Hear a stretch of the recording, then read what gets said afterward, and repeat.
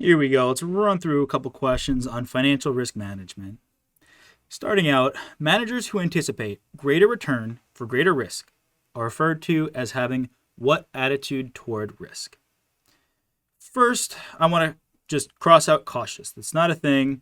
Our three different attitudes toward risk when investing are risk averse, indifferent, and seeking.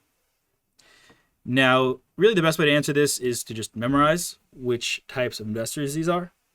And the first one I want to highlight is risk averse. Risk averse, you could think of as normal people. These are normal people. The other two we'll talk about, it's kind of strange people.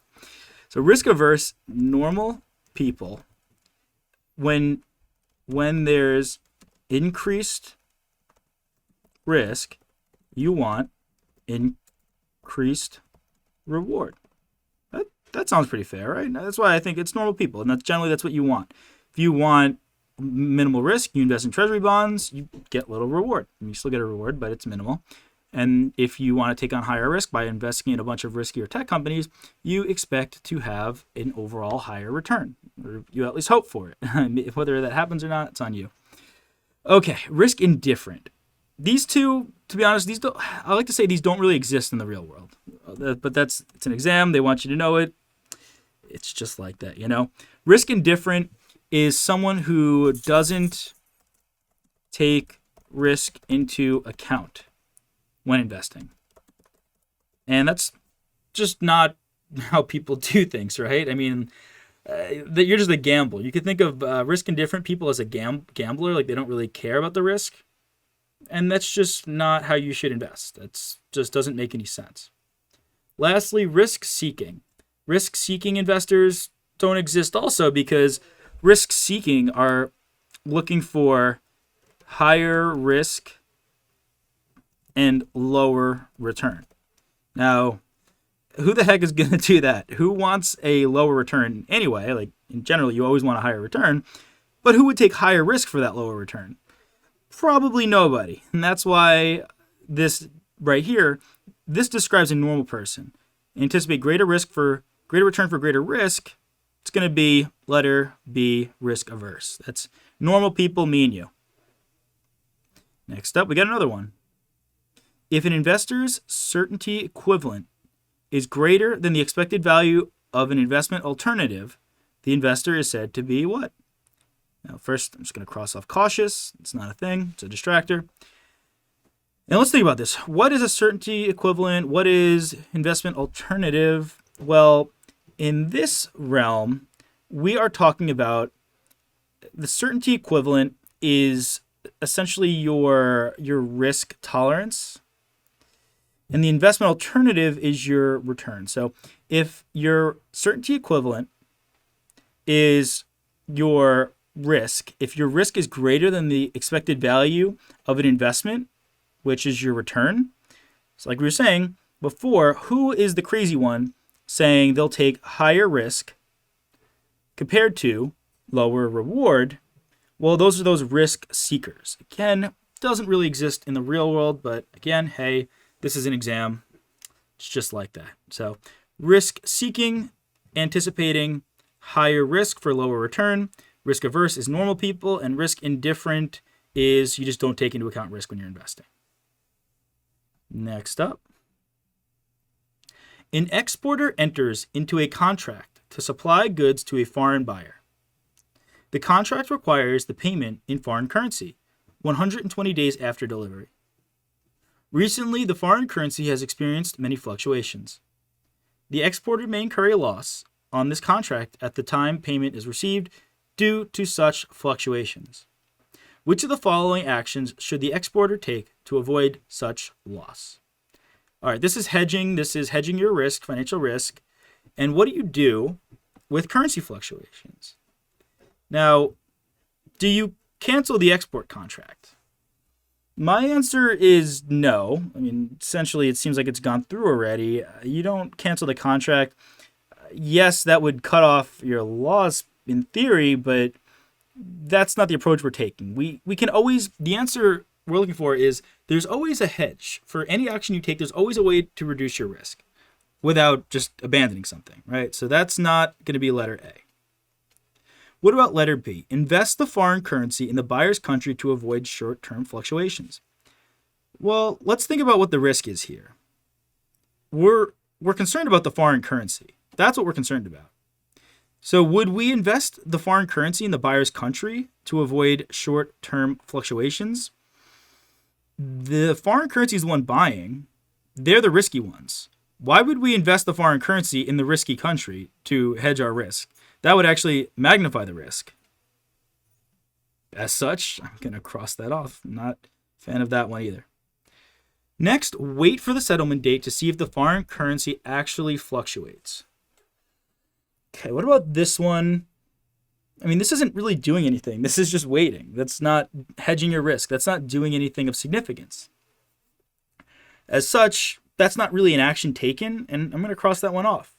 And if you were in any doubt as to maybe these ones were decent answers, well, letter D is your solid, crystal clear. This is the right answer. Enter into a forward contract with a bank. Now, forward contracts allow you to lock in a future price. That's the number one thing you should know about forward contracts. If I'm an airline and I want to lock in the price of fuel in 4 months, then I can do it with a forward contract. If I want to lock in the price of a currency in 4 months, I'm saying 4 months, but whatever, it could be 3 months, a year, I can do a forward contract. And with a bank, why a bank? They're just generally the parties that will do that. Your best action here is to take action. Generally, yeah, we're going to take action. And it's to enter into a forward contract with the bank. The price of the asset is set when the contract is drawn up. We might say we'll buy it for $1.20 for every currency, every dollar of currency in that foreign currency. This is an agreement between you and the bank to lock in the price of this foreign currency. So there's no concern about fluctuations, not adjustable anymore. You are fixed and locked in. Very nice. Which of the following factors would not be relevant when determining the risk premium on a specific security? Well, what is risk premium? Let's think about that first. Essentially, your risk premium is the premium that you expect when you are taking on additional risk. When I am investing in a bond or a stock, that market risk premium is something that I expect because I'm taking on extra risk. So if I'm investing in treasury bonds at 2%, treasury bonds are the most safe investment. This is a pretty low rate of return. So there's not much risk premium there. Well, actually, there's no risk premium because there's no risk. Now, if I'm investing in a stock or a bond, I'll use bond for this example. I think it's a little more accurate, but it's the same thing for either. Bond at 10%, the bond could be much riskier, and as such, the difference between the locked-in secured and very safe investment and this potentially risky, maybe middle risky, doesn't matter. This 8% difference is your market risk premium. This is what you are expecting as extra compensation for investing in this security. Now, which is not relevant when determining that risk premium that you're willing to pay and you're willing to accept? Relative liquidity. How liquid is this investment? Do a lot of people trade this bond? Because if not a lot of people trade this bond, this corporate bond,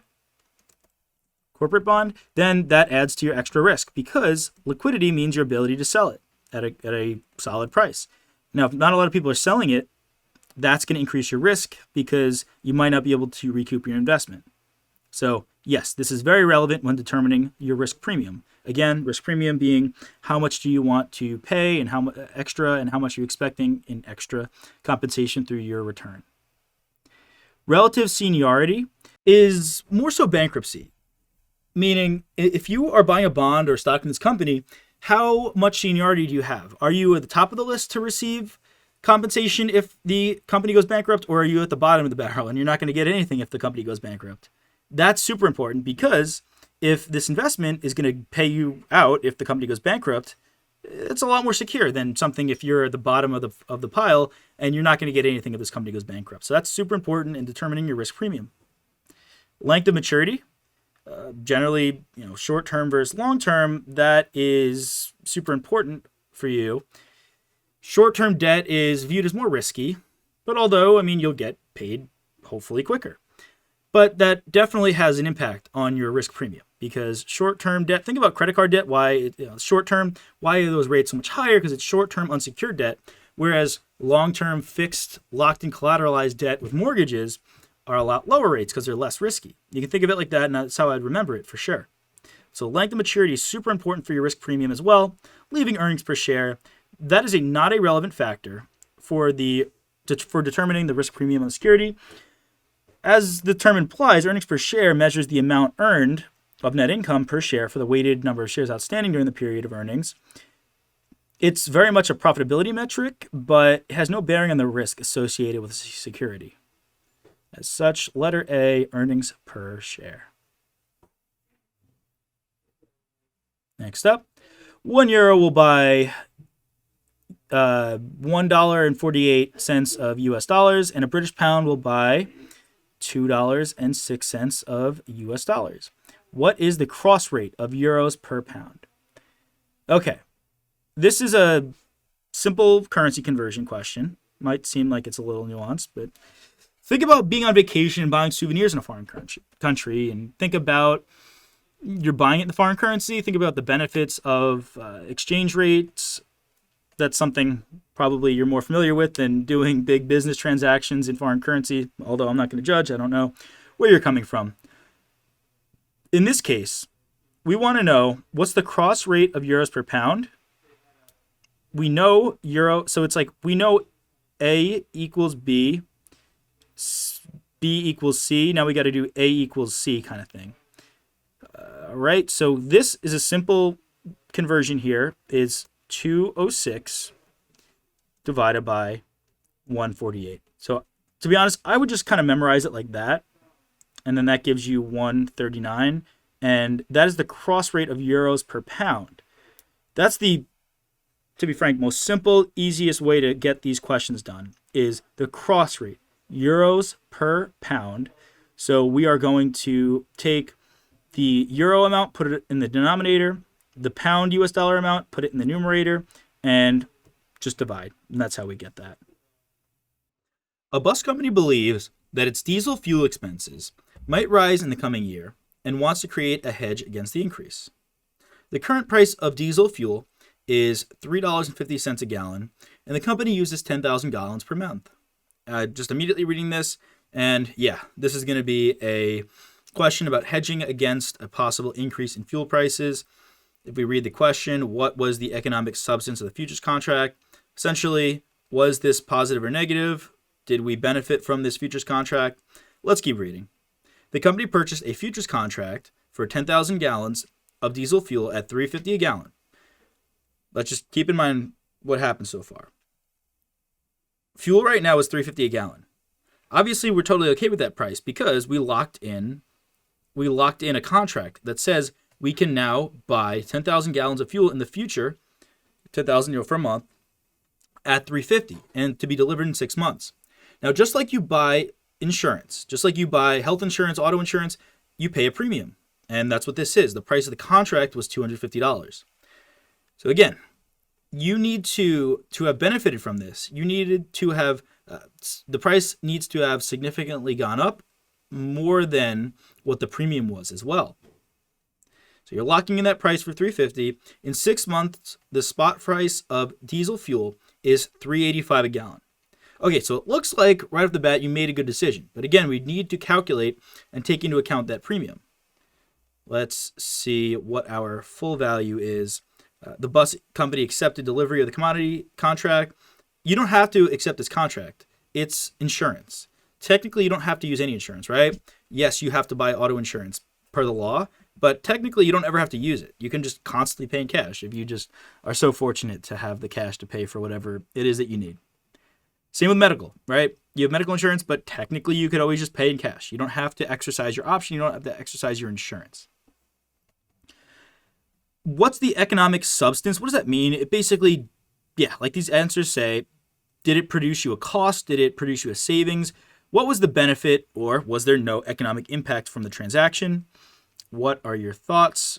Well, I can't hear your thoughts, nor can I listen to what you have to say. So I'm going to run through it and see what you let me know what you think. Okay. Increase in the fuel price. That's probably a good place to start. Well, looks like it was 35 cents a gallon. Let's put another text box in there. Okay, so 35 cents per gallon. Wonderful. And times 10,000 gallons. Great. So amount saved is $3,500.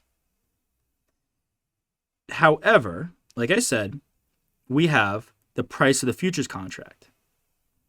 The futures contract is the premium, and it's kind of the cost to actually have the contract, because no one's going to give you this option for free.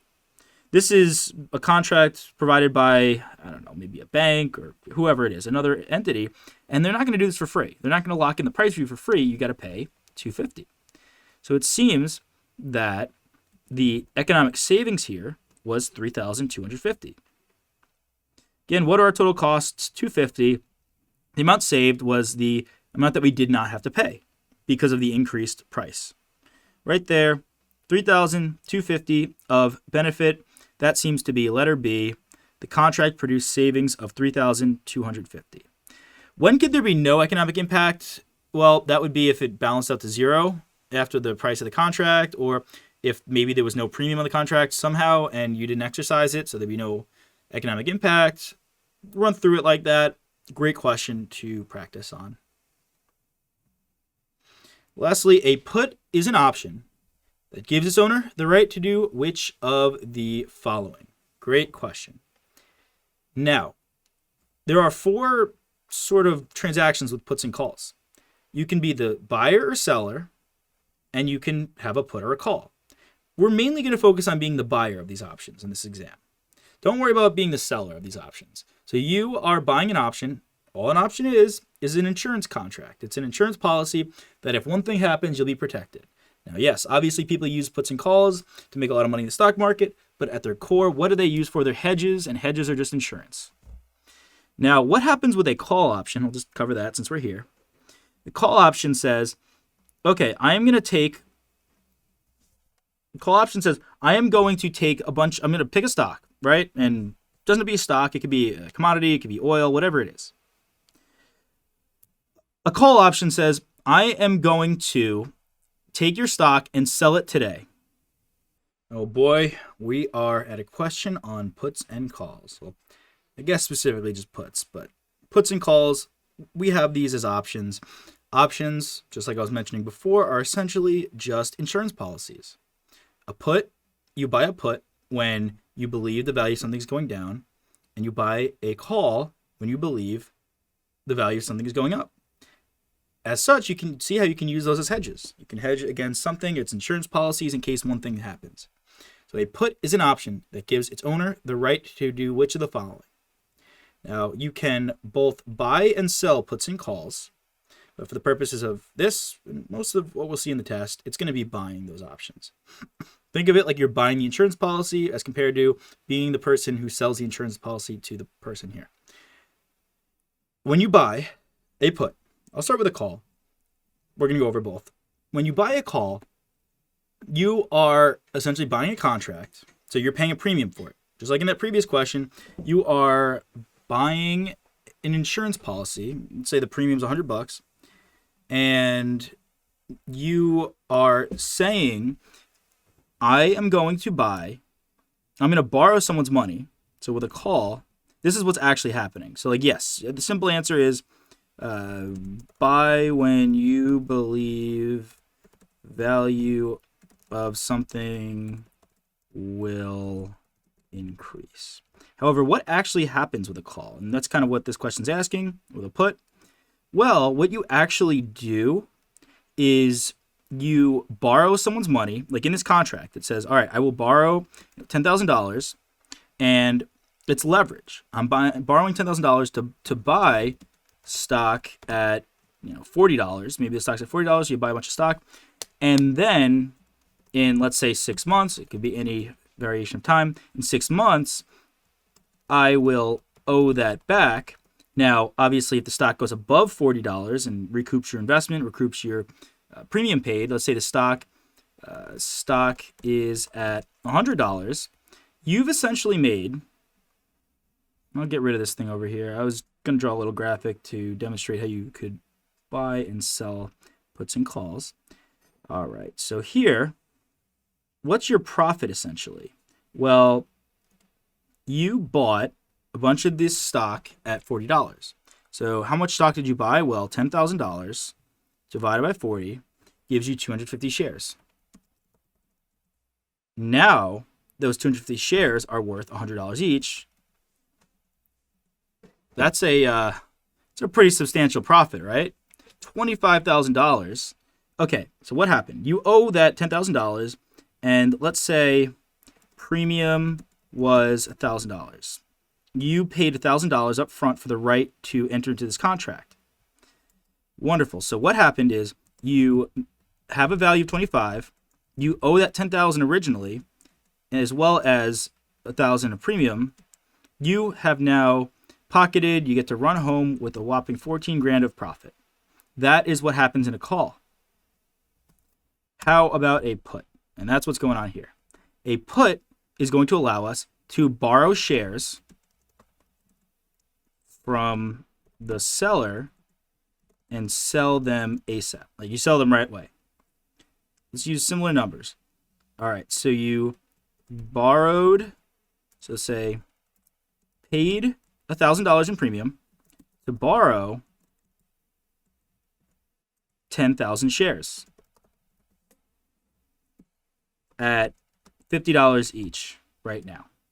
So what happens is you paid $1,000, you immediately sell these shares. So you take literally the 10,000 shares at $50 and you get $500,000 right away in cash. The thing is, you're borrowing these shares, but you owe these shares back in the future.